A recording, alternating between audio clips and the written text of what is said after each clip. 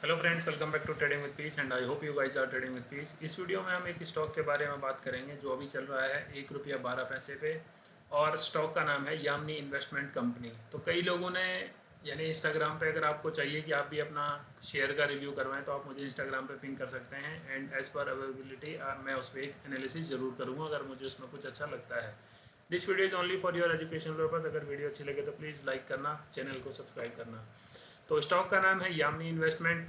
ये इसका 1 वीक का चार्ट है, और इस चार्ट को देख के इम्प्रेस मत होना। ये चार्ट बहुत पुराना है, 2012 के इस करीब ये कंपनी स्टार्ट हुई थी स्टॉक मार्केट में। और आप देखोगे 111 रुपये का स्टॉक आपको मिला सीधा 552 के आसपास। तो इस वीडियो के माध्यम से मैं आपको ये बताना चाहता हूँ, जो लोग बोलते हैं कि मैं लॉन्ग टर्म इन्वेस्टमेंट करूँगा, मतलब मैं स्टॉक्स में प्रॉफिट बुक करूँगा ही नहीं, मैं लॉन्ग टर्म्स के लिए लेके चल रहा हूँ, लॉन्ग टर्म ये लॉन्ग टर्म वो। तो मैं आपको हमेशा एक ही बात बताता हूँ कि आपको राइड को एंजॉय करना है, या यानी जो भी मोमेंटम है उसको एंजॉय करना है, और जैसे ही ट्रेंड चेंज होता है तो आपको भी चेंज करना चाहिए, सो दैट कि आपकी एक अर्निंग बन पाए स्टॉक मार्केट से। अब जिन्होंने इसको 2012 में 100 रुपये पे लिया, स्टॉक 500 पे भी गया, उनको कई दिन अच्छा भी लगा कि हमारे पोर्टफोलियो बहुत अच्छा रिटर्न दे रहा है। बट आप उसके बाद देखोगे ये 2015 में देखोगे आप 548 से लेके एक ही हफ्ते में, 1 वीक का चार्ट है, मुझे नहीं पता क्या रहा होगा उस टाइम, बट एक ही हफ्ते में स्टॉक बॉटम अप हो चुका है 53 के करीब। और अब मैं इसका रियल जो आपके सामने चार्ट दिखा रहा हूँ वो है ये वाला जो चार्ट नज़र आता है आपको, ये है इसका 1 डे का चार्ट। और अब आपको करंट में ये दिख रहा है 1 रुपया 11 पैसे पे ट्रेड होता हुआ। तो जिन्होंने मुझे पिंक किया इसको एनालाइज करने के लिए, हो सकता है उनको अब लग रहा होगा कि 1000 स्टॉक भी खरीद लूँगा, अगर 1 रुपया भी ऊपर जाता है तो 1000 रुपये बना लूँगा, या 25 रुपये चले जाए, 30 रुपये चले जाएगा तो मैं कुछ अच्छा रिटर्न बना लूँगा, 3 रुपये भी चले जाएगा तो मैं निकल दूँगा, जो भी कुछ होता है। बट मैं आपको एक चीज़ बताता हूँ, जो भी लोग पेनी स्टॉक्स के पीछे भागते हैं ना, उनके लिए सबसे मेन चीज़ होती है स्टॉक में कितनी मोबिलिटी है, मतलब कितनी जल्दी आपको वो स्टॉक पैसा बना के दे सकता है।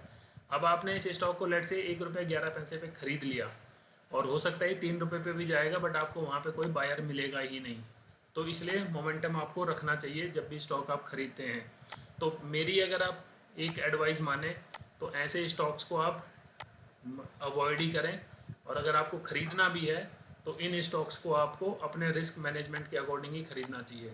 अब जो जिन्होंने मुझे चार्ट भेजा कि आप देखो इसको, आपको क्या समझ आता है, तो देखो इसमें हो सकता है कोई चार्ट पैटर्न बन रहा हो, ठीक है, उन्होंने कुछ चार्ट एनालाइज किया होगा कि उन्हें लग रहा है इसमें एक चार्ट पैटर्न बन सकता है।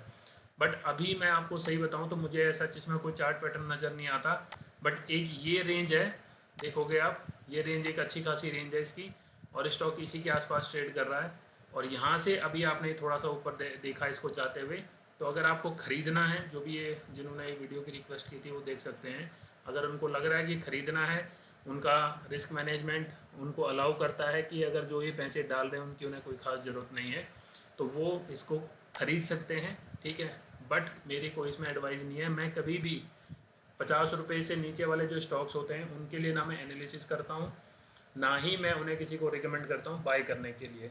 ख़रीदो, अपने रिस्क मैनेजमेंट पे ख़रीदो, और आ गया तो बढ़िया है। जैसे वो कहते हैं कि चल गया तो चांद तक, नहीं चला तो शाम तक, तो ये वो वाला माल हो जाता है।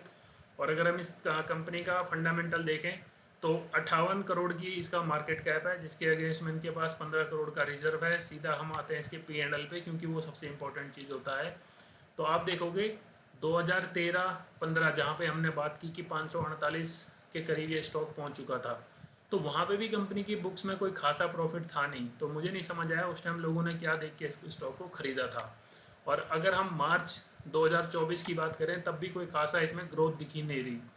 2013 ऑलमोस्ट 10-12 साल हो चुके हैं कंपनी को, बट कंपनी ने कोई खास ग्रोथ की नहीं है in terms of profit. Operating profit भी देखोगे आप, कंपनी का बहुत ही स्टैगनेंट हो रखा है इनका प्रॉफिट।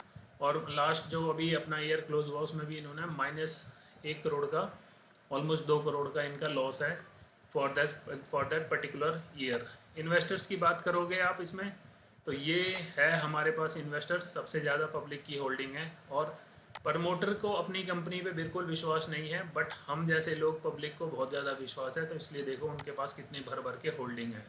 तो होल्डिंग का जो मेन चक्कर है वो यही है कि आपको दिख रहा है 1 रुपये का शेयर है, 5,000 डाल देता हूँ, 10,000 डाल देता हूँ और मैं पता नहीं क्या कितना मालो माल बन जाऊँगा।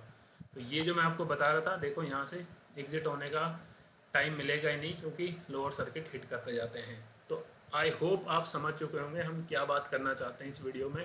अगर फिर भी आपका कोई क्वेश्चन है तो प्लीज़ कमेंट में ज़रूर अपना व्यू रखें, सो दैट हम भी और जो भी कमेंट पढ़ते हैं उनको कुछ समझ आ पाए। Thank you.